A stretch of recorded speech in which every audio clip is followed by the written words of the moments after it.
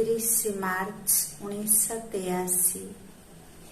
ମୁରଲୀର ସାରାଂଶ, ସହଜ ଯୋଗୀ ହେବାର ଉପାୟ ହେଲା ଅନୁଭବର ଅଥରିଟି ବା କ୍ଷମତା ସମ୍ପନ୍ନ ଆସନ।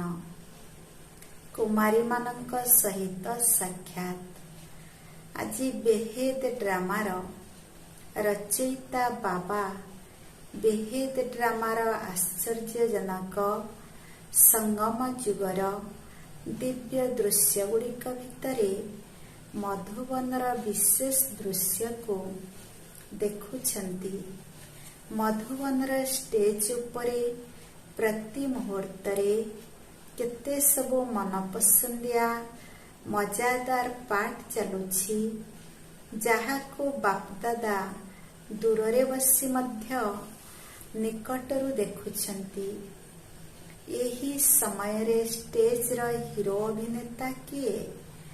ଡବଲ ପବିତ୍ର ବା ଶ୍ରେଷ୍ଠ ଆତ୍ମାମାନେ। ଲୌକିକ ଜୀବନରେ ମଧ୍ୟ ପବିତ୍ର ଏବଂ ଆତ୍ମା ମଧ୍ୟ ପବିତ୍ର।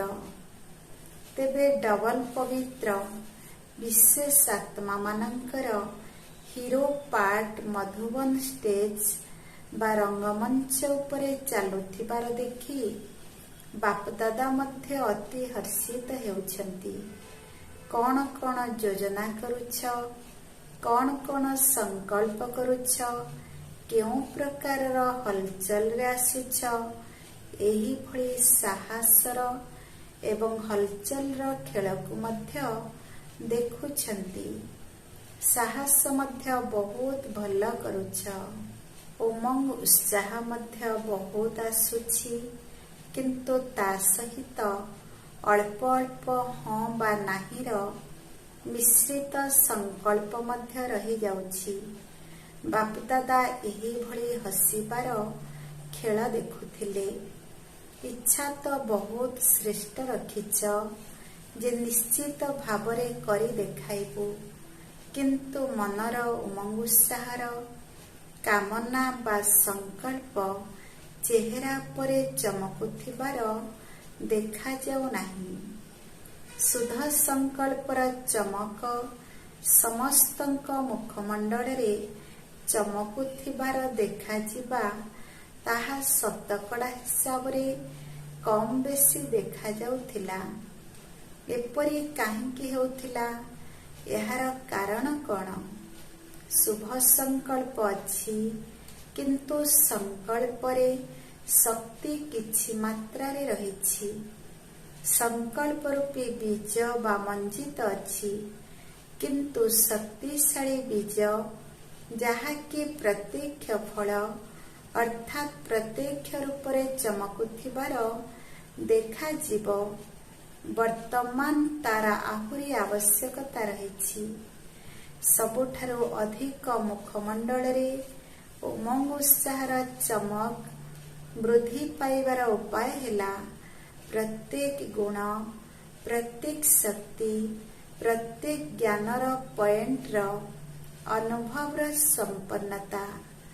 ଅନୁଭବ ହିଁ ବଡ଼ରୁ ବଡ଼ ଅଥରିଟି ବା କ୍ଷମତା। କ୍ଷମତାର ଚମକ ମୁଖମଣ୍ଡଳରେ ଏବଂ ଚାଲିଚଳନରେ ଆପେ ଆପେ ଦେଖାଯାଇଥାଏ। ବାପଦାଦା ବର୍ତ୍ତମାନର ହିରୋ ପାର୍ଟଧାରୀମାନଙ୍କୁ ଦେଖି ଦେଖି ମୁରୁକି ହସୁଥିଲେ। ପାର୍ଟଧାରୀମାନେ ଖୁସିରେ ମଧ୍ୟ ନାଚୁଛନ୍ତି, କିନ୍ତୁ କେହି କେହି ନିଜେ ନାଚିବା ସହିତ ବାୟୁମଣ୍ଡଳକୁ ମଧ୍ୟ ନଚାଇ ଦେଇଥାନ୍ତି। ସେମାନଙ୍କର ଅଭିନୟରେ ଏକ ପ୍ରକାର ଚମକ ଦେଖାଯାଇଥାଏ, ଯାହାକୁ ତୁମେମାନେ କହିଥାଅ ଯେ ରାସ କରି କରି ମଜିଗଲେ, ଅର୍ଥାତ୍ ସମସ୍ତଙ୍କୁ ନଚେଇ ଦେଲେ। ତେବେ ଏହିଭଳି ଚମକର ଆଭାସ ବର୍ତ୍ତମାନ ଆହୁରି ଅଧିକ ଦେଖାଇବାକୁ ହେବ। ତାର ଆଧାର କ'ଣ ତାହା ଶୁଣିଲ ତ? ଶୁଣିଲା ବାଲା ଏବଂ ଶୁଣାଇଲା ବାଲା ତ ହୋଇଯାଉଛ, କିନ୍ତୁ ତା ସହିତ ଅନୁଭବୀ ମୂରତ ହେବାର ବିଶେଷ ପାଠ କର। ଅନୁଭବର କ୍ଷମତା ବାଲା କେବେ ବି କୌଣସି ପ୍ରକାରର ମାୟାର ଭିନ୍ନ ଭିନ୍ନ ରାଜକୀୟ ରୂପ ଦ୍ୱାରା ଧୋକା ଖାଇବେ ନାହିଁ। ଅନୁଭବର ଅଥରିଟି ବା କ୍ଷମତା ବାଲା ଆତ୍ମା ସଦାସର୍ବଦା ନିଜକୁ ଭରପୁର ଅନୁଭବ କରିବେ। ନିର୍ଣ୍ଣୟ ଶକ୍ତି, ସହନ କରିବାର ଶକ୍ତି ବା କୌଣସି ବି ଶକ୍ତିରେ କେବେ ହେଲେ ଖାଲି ରହିବେ ନାହିଁ। ଯେପରି ବୀଜ ସର୍ବଦା ଭରପୁର ହୋଇ ରହିଥାଏ, ସେହିଭଳି ଜ୍ଞାନ, ଗୁଣ ଏବଂ ଶକ୍ତି ଗୁଡ଼ିକରେ ସମସ୍ତଙ୍କଠାରୁ ଅଧିକ ଭରପୁର ହୋଇଥିବେ। ଏହାକୁ ହିଁ କୁହାଯାଏ ମାଷ୍ଟର ଅଲମାଇଟି ଅଥରିଟି ବା ମାଷ୍ଟର ସର୍ବଶକ୍ତିମାନ। ଏହିଭଳି ଆତ୍ମାଙ୍କ ନିକଟରେ ମାୟା ନିଜେ ନତମସ୍ତକ ହୋଇଯିବ, ନୁହେଁ କି ତାଙ୍କୁ ନୁଆଇଁ ଦେବ। ଯେପରି ଲୌକିକରେ କ୍ଷମତାଶୀଳ ବ୍ୟକ୍ତିମାନଙ୍କ ସମ୍ମୁଖରେ ସମସ୍ତେ ନତମସ୍ତକ ହୋଇଥାନ୍ତି ନା, କାରଣ କ୍ଷମତାର ମହାନତା ସମସ୍ତଙ୍କୁ ଆପେ ଆପେ ନୁଆଇଁ ଦେଇଥାଏ। ତେବେ ବିଶେଷ ଭାବରେ ବାବା କ'ଣ ଦେଖିଲେ? ଅନୁଭବର କ୍ଷମତାର ଆସନରେ ବର୍ତ୍ତମାନ ନିଜକୁ ସେଟ୍ କରୁଛ।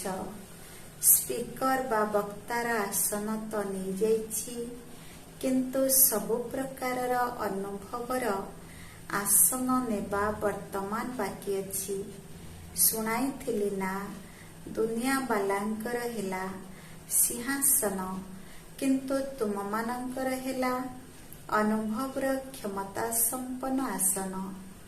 ଏହି ଆସନ ଉପରେ ସଦାସର୍ବଦା ସ୍ଥିତ ରୁହ, ତେବେ ସହଜ ଯୋଗୀ, ସଦାକାଳର ଯୋଗୀ, ସ୍ୱତଃ ଯୋଗୀ ନିଶ୍ଚିତ ହୋଇଯିବ। ଏବେ ତ ଅମୃତ ବେଳାର ଦୃଶ୍ୟ ମଧ୍ୟ ହସିବା ଭଳି ଏବଂ ହସାଇବା ଭଳି ଅଟେ। କେହି ତ ଲକ୍ଷ୍ୟରେ ପହଞ୍ଚୁ ପହଞ୍ଚୁ ଥକି ଯାଉଛନ୍ତି, ଆଉ କେହି ଡବଲ ଝୁଲାରେ ଝୁଲିଥାନ୍ତି। କେହି ବି ହଟଯୋଗୀ ହୋଇ ବସିଥାନ୍ତି, ଆଉ କେହି କେବଳ ନେମିନାଥ ଅର୍ଥାତ୍ ନାମକୁ ମାତ୍ର ହୋଇ ବସିଥାନ୍ତି। କେହି କେହି ଲଗନରେ ମଗନ ମଧ୍ୟ ହୋଇଥାନ୍ତି। ତେବେ ୟାଦ ଶବ୍ଦର ଅର୍ଥ ସ୍ୱରୂପରେ ସ୍ଥିତ ହେବାରେ ଏବେ ବିଶେଷ ଧ୍ୟାନ ଦିଅ। ଯୋଗୀ ଆତ୍ମାର ଚମକ ଏବେ ତୁମ ଚେହେରାରେ ଅନୁଭବ ହେଉ। ଯେଉଁ ସଂକଳ୍ପ ମନ ଭିତରେ ଥାଏ, ତାହାର ଝଲକ ବା ଆଭାସ ମସ୍ତକ ଉପରେ ନିଶ୍ଚିତ ରହିଥାଏ। ଏମିତି କେବେ ଭାବ ନାହିଁ ଯେ ଆମ ମନ ଭିତରେ ତ ବହୁତ କିଛି ଅଛି। ତେବେ ମାନସିକ ଶକ୍ତିର ଦର୍ପଣ ଚେହେରା ଅର୍ଥାତ୍ ମୁଖମଣ୍ଡଳ ଅଟେ। କେତେ ବି ତୁମେ କହୁଥାଅ ଯେ ମୁଁ ଖୁସିରେ ନାଚୁଛି, କିନ୍ତୁ ତୁମର ଉଦାସ ଚେହେରାକୁ ଦେଖି କେହି ବି ବିଶ୍ୱାସ କରିବେ ନାହିଁ। ହରାଇଥିବା ଚେହେରା ଏବଂ ପ୍ରାପ୍ତି କରିଥିବା ଚେହେରା ଭିତରେ ଅନ୍ତରକୁ ତ ଜାଣିଛ ନା। ତେବେ ପାଇଗଲି, ଏହି ଖୁସିର ଚମକ ତୁମ ଚେହେରାରେ ଦେଖାଯାଉ। ଶୁଖିଲା ଚେହେରା ଦେଖା ନ ଯାଉ, କିନ୍ତୁ ଖୁସିର ଚେହେରା ଦେଖାଯାଉ। ବାପଦାଦା ହିରୋ ପାର୍ଟଧାରୀ ପିଲାମାନଙ୍କର ମହିମା ମଧ୍ୟ ଗାନ କରୁଛନ୍ତି। ପୁଣି ଆଜିକାଲିର ଫେସନେବୁଲ ଦୁନିଆଠାରୁ ମନ ଦ୍ୱାରା, ଶରୀର ଦ୍ୱାରା ଦୂରେଇ ରହି ବାବାଙ୍କୁ ନିଜର ସାହାରା ତ କରିଦେଇଛ ନା। ତେଣୁ ଏହି ଦୃଢ଼ ସଂକଳ୍ପ ପାଇଁ ବହୁତ ବହୁତ ଅଭିନନ୍ଦନ। ସଦାସର୍ବଦା ଏହି ସଂକଳ୍ପରେ ହିଁ ବଞ୍ଚିଥାଅ। ବାପଦାଦା ଏହି ବରଦାନ ଦେଇଛନ୍ତି। ଏହି ଶ୍ରେଷ୍ଠ ଭାଗ୍ୟର ଖୁସିରେ ସ୍ନେହର ପୁଷ୍ପ ମଧ୍ୟ ଚଢ଼ାଉଛନ୍ତି। ତା ସହିତ ପ୍ରତ୍ୟେକ ସନ୍ତାନ ବାବାଙ୍କ ସମାନ ସମ୍ପନ୍ନ ଏବଂ ଅଥରିଟି ହୋଇଯାଆନ୍ତୁ।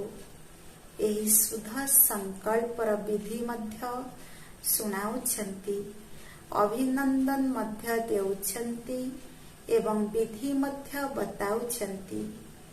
समस्ते समारोह तो पालन करिछना, तेबे समस्ते समारोह पालन करिबा सहित हेबार लक्ष्य को साथी रे नहीं जाउछना। पूर्वरु आसिला वाला पुराना भाई भौणी माने पुराना होई रही थांतो, किंतु तुमे माने बहुत भल होई जाओ। समस्तंकर फोटो उठाई रखा जाइछि ना। तुमर फोटो तो एठारे यादगार बा स्मारकी पालटी गला ना।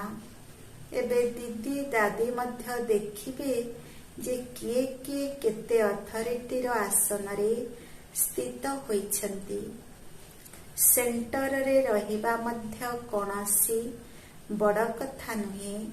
विशेष पाठधारी हुई पाठ करिबा एहा हेउछि कमाल बा बहादुरी, जहा कि समस्ते कहिबे जे एही ग्रुप र प्रत्येक आत्मा बाप समान संपन्न स्वरूप अटंती। तेबे खाली हो नहीं, खाली थिबा जिनिसरे हलचल होइताए। तेणु चतुर हुओ अर्थात संपन्न हुओ। यह केवल कुमारी मानंक पाई नुहे, किंतु समस्तंक पाई अटे। संपन्न समस्तंको हेबार अछि ना। तेबे जेउ माने भी एठाकु आसीछन्ति सेमाने मधुबनर विशेष उपहार सर्व अनुभवर अथॉरिटीर आसन को साथी रे नहीं जिबे। एही उपहार को केबे भी निज ठारो अलगा करिब नाही। तेबे समस्तंक पाई एहा उपहार अटे, केवल कुमारी मानंक पाई नुहे, मधुबन निवासी मानंक पाई मध्य आजिर एहा ही उपहार अटे। चाहे जेउठी भी बसी थांतु, किंतु बाबांकर सम्मुखरे ही अछंती। एठाकु आसीथिबा समस्त कमल पुष्प तुल्य पिला मानंकु, मधुबन निवासी मानंकु, चारियाडर देश एवं विदेशर पिला मानंकु एवं वर्तमान स्टेज र हीरो पार्टधारी श्रेष्ठ आत्मा मानंकु समस्तंकु अनुभवी होर वरदान सहित वरदाता बाबांकर याद प्यार एवं नमस्ते। कुमारी माने विशेष भावरे कौनसी संकल्प करिल, विशेष संकल्प द्वारा विशेष आत्मा हेल, तेबे विशेष संकल्प कौन करिल? सदा महावीरनी होई विजयी हेबी, यही संकल्प करिल ना।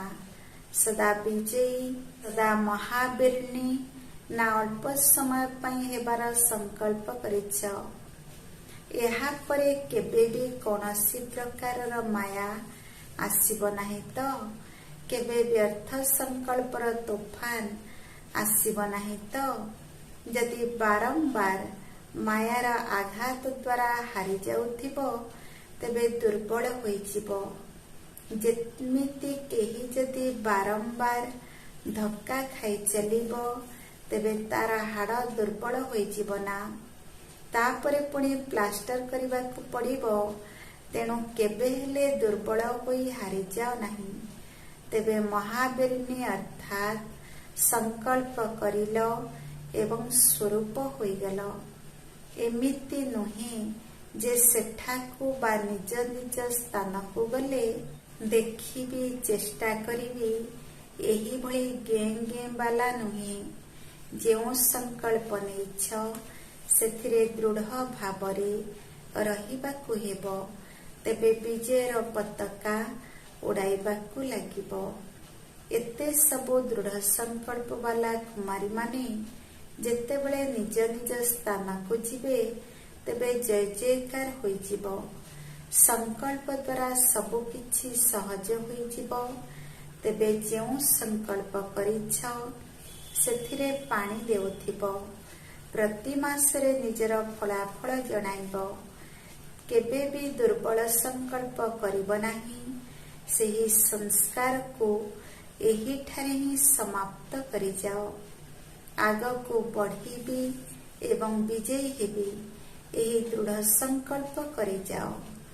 ତେବେ ସମସ୍ତଙ୍କର ଆଶା ପୂରଣ ହେଲା। ଯଦି କୁମାରୀମାନଙ୍କର ଆଶା ପୂରଣ ହୋଇଗଲା, ତେବେ ମାତାମାନଙ୍କର ମଧ୍ୟ ଆଶା ପୂରଣ ହୋଇଗଲା। ବର୍ତ୍ତମାନ ତୁମେମାନେ ଅଳ୍ପ ସଂଖ୍ୟାରେ ଆସିଛ, ସେଥିପାଇଁ ବହୁତ ଭଲ ସୁଯୋଗ ମିଳିଗଲା। ଏଥର ସବୁ କୁମାରୀମାନଙ୍କର ଉଲୁଗୁଣା ବା ଅଭିଯୋଗ ତ ସମାପ୍ତ ହେଲା ନା? ଆଉ କୌଣସି ଅଭିଯୋଗ ନାହିଁ। ସମସ୍ତେ ସମ୍ପୂର୍ଣ୍ଣ ହୋଇଯାଉଛ ନା? ଏବେ ଦେଖାଯିବ ନଦୀମାନେ କେଉଁଠାରେ ପ୍ରବାହିତ ହେଉଛନ୍ତି। ପୋଖରୀଟିଏ ହେଉଛ କି ବଡ଼ ନଦୀ ହେଉଛ କି ଛୋଟ ନଦୀ ହେଉଛ କି କୂଅଟିଏ ହୋଇ ରହୁଛ। ପୋଖରୀଠାରୁ ମଧ୍ୟ କୂଅ ଛୋଟ ନା? ତେବେ ଦେଖିବା କୁମାରୀମାନେ କ'ଣ ହେଉଛନ୍ତି।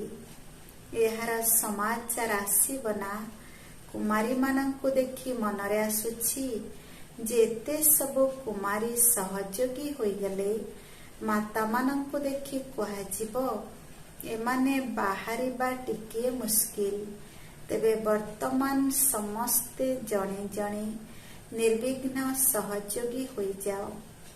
ଏମିତି ନୁହେଁ ଯେ ସେବା ବି କର ଏବଂ ତା ସହିତ ବଡ଼ମାନଙ୍କର ମେହନତ ବି ନିଅ, ଅର୍ଥାତ୍ ବିଘ୍ନରେ ଆସିଯାଅ। ଏପରି କରିବାର ନାହିଁ। ସେବା କରିବା ସହିତ ଯଦି ଅଭିଯୋଗ ଆସିଲା, ତେବେ ସେବାର ଫଳ ମିଳିନଥାଏ। ସେଥିପାଇଁ ନିର୍ବିଘ୍ନ ସହଯୋଗୀ ହୋଇ ରୁହ। ଏମିତି ନ ହେଉ ତୁମେମାନେ ହିଁ ବିଘ୍ନ ରୂପ ହୋଇ ଦାଦି ଦିଦିଙ୍କ ପାଖକୁ ଆସୁଥାଅ। ତେଣୁ ଭଲ ସହଯୋଗୀ ହାତ ହୋଇଯାଅ। ନିଜେ ସେବା ନିଅ ନାହିଁ, ତେବେ ନିଜେ ସର୍ବଦା ନିର୍ବିଘ୍ନ ରହିବି ଏବଂ ସେବାକୁ ନିର୍ବିଘ୍ନରେ ଆଗକୁ ବଢ଼ାଇବ। ଏହିଭଳି ଦୃଢ଼ ସଂକଳ୍ପ କରି ଏଠାରୁ ଯାଅ। କୁମାରୀମାନଙ୍କ ଗ୍ରୁପ ସହିତ ତୁମେ ସବୁ କୁମାରୀମାନେ ନିଜକୁ ବିଶେଷ ଆତ୍ମା ବୋଲି ମନେ କରୁଛ ନା? ବିଶେଷ ଆତ୍ମା ଅର୍ଥାତ୍ ବିଶେଷ କାର୍ଯ୍ୟରେ ନିମିତ୍ତ ହେଉଥିବା ଆତ୍ମା। ତୁମେ ପ୍ରତ୍ୟେକ କୌଣସି ନା କୌଣସି ବିଶେଷ କାର୍ଯ୍ୟର ନିମିତ୍ତ ଅଟ। ଗୋଟିଏ ଗୋଟିଏ କୁମାରୀ 21 କୁଳକୁ ଉଦ୍ଧାର କରିଲା ବାଲା ଅଟ। ଯେତେବେଳେ ବି ଯେଉଁଠାରେ ବି ଆଦେଶ ମିଳିବ, ସେଠାରେ ହାଜିର ହୋଇଯାଉଥିବ। ଏହିଭଳି ନିର୍ବିଘ୍ନ ସେବାଧାରୀ ଅଟ ନା? ଯେତେବେଳେ ଯାହା ବି ସେବା ମିଳିବ, ସେଠାରେ ହାଜିର ବା ଉପସ୍ଥିତ ହୋଇଯାଅ। ସେବା କରିବା ଅର୍ଥାତ୍ ପ୍ରତ୍ୟକ୍ଷ ଫଳ ଖାଇବା। ଯେତେବେଳେ ପ୍ରତ୍ୟକ୍ଷ ଫଳ ମିଳିଯିବ, ତେବେ ଫଳ ଖାଇବା ଦ୍ୱାରା ଶକ୍ତି ମିଳିବ। ପ୍ରତ୍ୟକ୍ଷ ଫଳ ଖାଇବା ଦ୍ୱାରା ଆତ୍ମା ଶକ୍ତିଶାଳୀ ହୋଇଯାଏ। ଯେବେ କି ଏଭଳି ପ୍ରାପ୍ତି ମିଳୁଛି, ତେବେ ତ କରିବା ଦରକାର ନା? ଲୌକିକରେ ତ ଗୋଟିଏ ମାସ ଚାକିରି କରିବା ପରେ ଦରମା ମିଳିବ।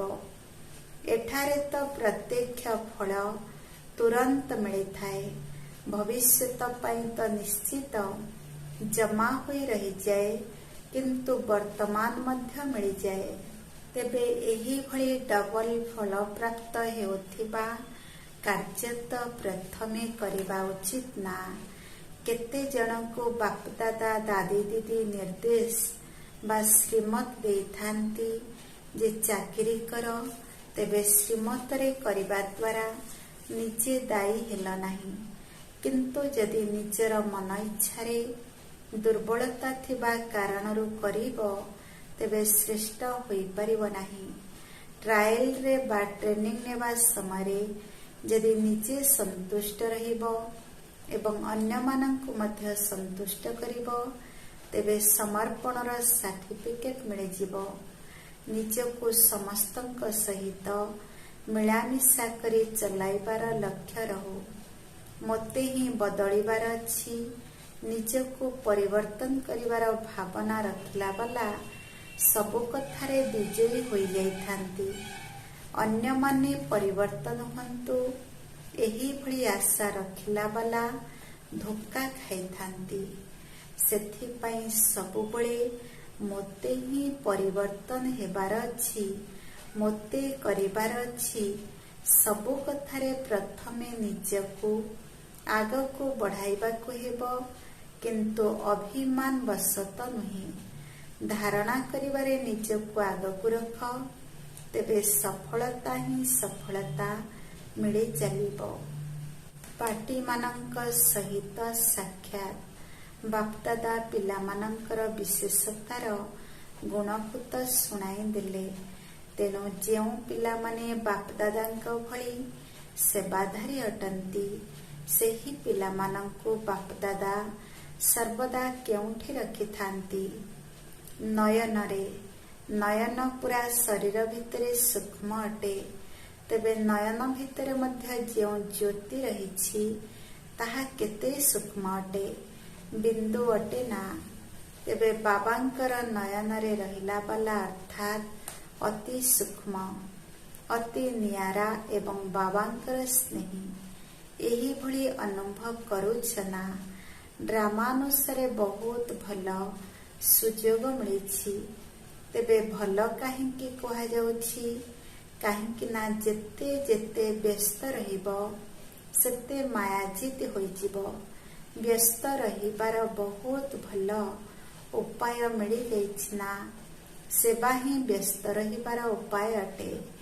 ଯଦିଓ କେତେବେଳେ ବି ମାୟାର ବିଘ୍ନ ଆସିଯାଉଛି, କିନ୍ତୁ ସେହି ସମୟରେ ସେବା ପାଇବା ବାଲା ଜିଜ୍ଞାସୁ ସମ୍ମୁଖକୁ ଆସିଯିବେ। ତେବେ ନିଜକୁ ଠିକ୍ କରିନେଇ ସେମାନଙ୍କର ସେବା ମଧ୍ୟ କରିବ। ଯାହା ବି ହୋଇଥାଉ ତୁରନ୍ତ ପ୍ରସ୍ତୁତ ହୋଇ ମୁରଲୀ ଶୁଣାଇବ ନା? ଏବଂ ମୁରଲୀ ଶୁଣାଉ ଶୁଣାଉ ନିଜକୁ ମଧ୍ୟ ଶୁଣାଇ ଦେବ। ଅନ୍ୟମାନଙ୍କର ସେବା କରିବା ଦ୍ୱାରା ନିଜକୁ ମଧ୍ୟ ସେବା ମିଳିଯାଇଥାଏ। ସେଥିପାଇଁ ସେବା ରୂପକ ଶ୍ରେଷ୍ଠ ଉପାୟ ତୁମକୁ ମିଳିଛି। ଗୋଟିଏ ହେଲା ନିଜେ ପୁରୁଷାର୍ଥ କରିବା, ଆଉ ଗୋଟିଏ ହେଲା ଅନ୍ୟର ସହଯୋଗ। ତେବେ ଡବଲ ହୋଇଗଲା ନା? ପ୍ରବୃତ୍ତି ବା ଗୃହସ୍ଥକୁ ସମ୍ଭାଳିବା ସହିତ ସେବାର ଦାୟିତ୍ୱକୁ ମଧ୍ୟ ସମ୍ଭାଳୁଛ, ଏହା ମଧ୍ୟ ଡବଲ ଲାଭ ହୋଇଗଲା। ଏଠାରେ ତ ବିନା ପରିଶ୍ରମରେ ଭଗବାନ ସାଥୀଙ୍କ ଦ୍ୱାରା ରାଜ୍ୟ ଭାଗ୍ୟ ମିଳିଗଲା। ଡବଲ ପ୍ରାପ୍ତି, ଡବଲ ଦାୟିତ୍ୱ। କିନ୍ତୁ ଡବଲ ଦାୟିତ୍ୱ ଥିଲେ ମଧ୍ୟ ଲାଇଟ୍ ଭାବିବା ଦ୍ୱାରା କେବେ ହେଲେ ଲୌକିକର ଦାୟିତ୍ୱର ବୋଝ ମଧ୍ୟ କ୍ଳାନ୍ତ କରିବ ନାହିଁ। କାହିଁକି ନା ଟ୍ରଷ୍ଟି ଅଟନା? ଟ୍ରଷ୍ଟିକୁ ପୁଣି କ୍ଳାନ୍ତି କେଉଁଠୁ ଆସିବ? ଯଦି ମୋର ଗୃହସ୍ଥୀ, ମୋର ଘର ଭାବିବ, ତେବେ ବୋଝ ଭଳି ଅନୁଭବ ହେବ। ଯଦି ନିଜର ହିଁ ନୁହେଁ, ତେବେ ବୋଝ କାହିଁକି ଲାଗିବ? ପାଣ୍ଡବମାନଙ୍କୁ ଲୌକିକ କର୍ମଧନ୍ଦା, ଲୌକିକ ବାତାବରଣରେ କେବେ ବୋଝ ଭଳି ଅନୁଭବ ହେଉନାହିଁ ତ? ବିଲକୁଲ ନ୍ୟାରା ବା ଅଲଗା ଏବଂ ପ୍ୟାରା ଅର୍ଥାତ୍ ସ୍ନେହୀ। ବାଲକ ସୋ ମାଲିକ ଅର୍ଥାତ୍ ସନ୍ତାନ ହିସାବରେ ସମ୍ପତ୍ତିର ମାଲିକ ହେବାର ନିଶା ରହୁଛି। ମାଲିକ ପଣିଆର ନିଶା ବେହେଦର ଅର୍ଥାତ୍ ଅବିନାଶୀ ଅଟେ। ବେହେଦର ନିଶା ରହିଲେ ସଦାକାଳ ପର୍ଯ୍ୟନ୍ତ ଚାଲିବ ଏବଂ ହଦର ବିନାଶୀ ନିଶା ହଦ ଅର୍ଥାତ୍ ଅଳ୍ପକାଳ ପର୍ଯ୍ୟନ୍ତ ରହିବ।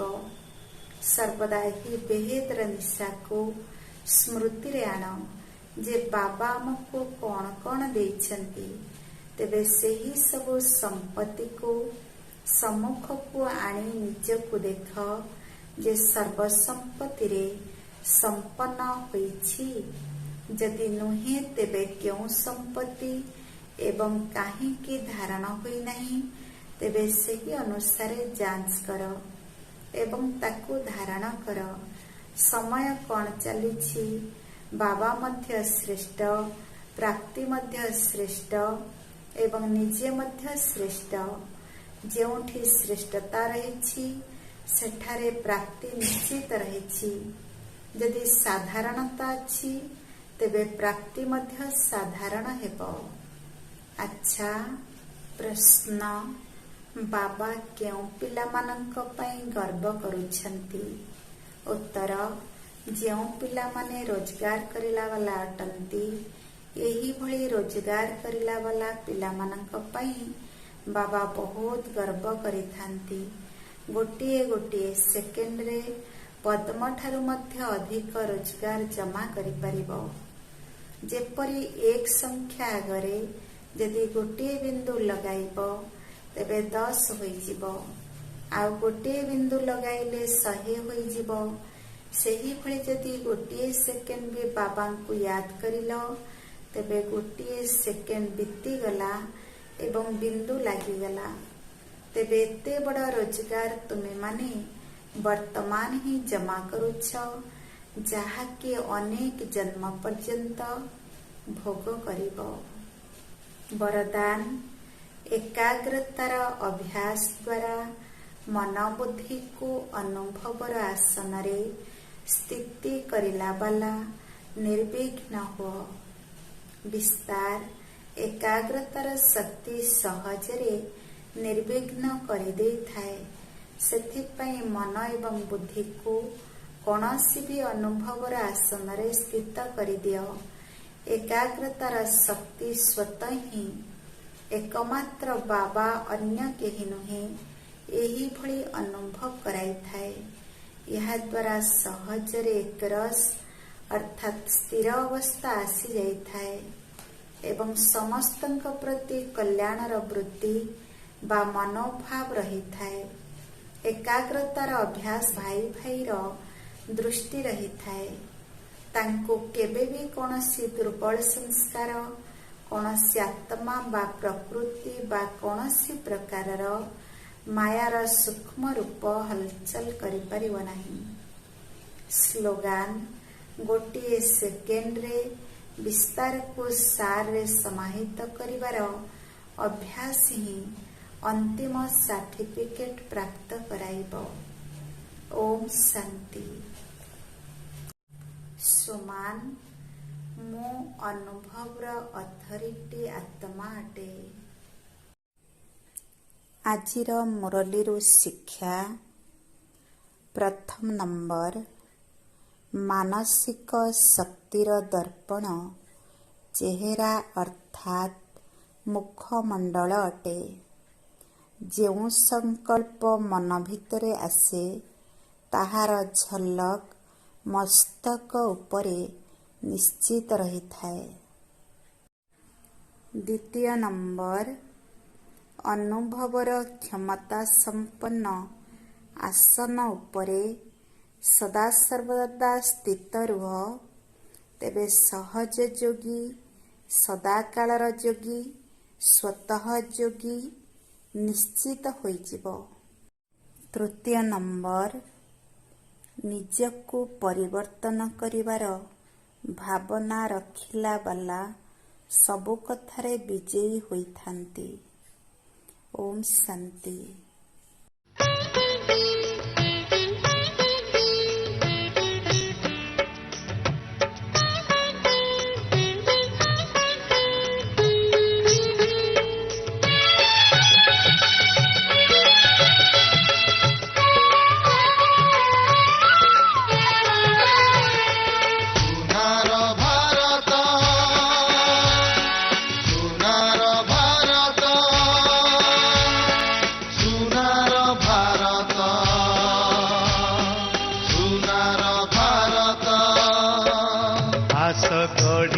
सुनार भारत, आस गढ़िबा सुनार भारत, दिव्य स्नेह सूत्र रे सुख शांति रे हसी उठिब, सुख शांति रे हसी उठिब महापुण्य मंत्र रे। आस गढ़िबा सुनार भारत।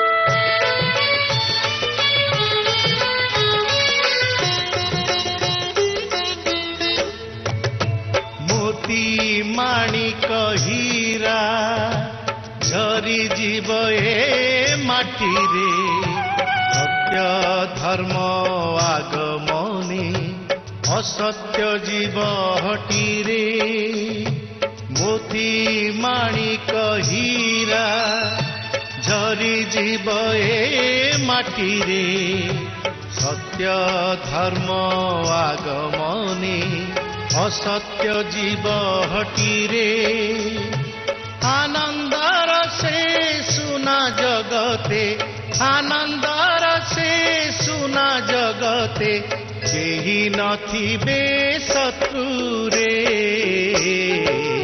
आस गढ़िबा सुनार भारत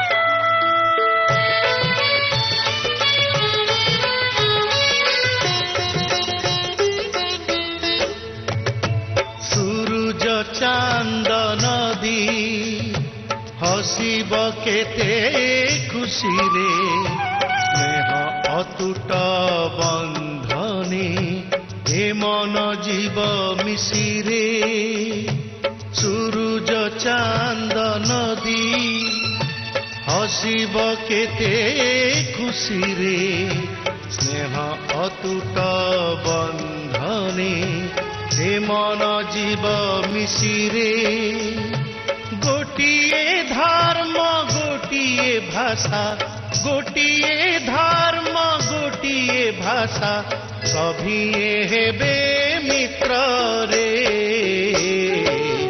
आस गढ़िबा सुनार भारत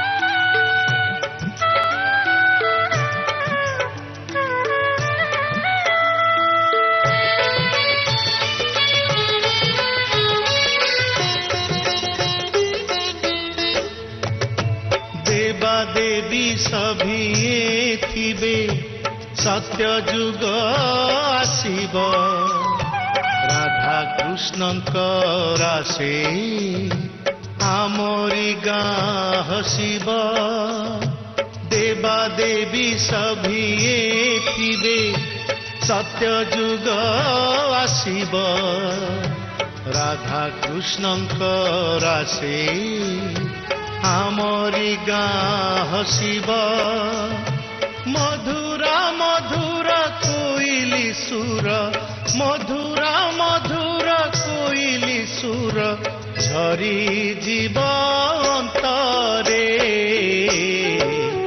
आस गढ़िबा सुनार भारत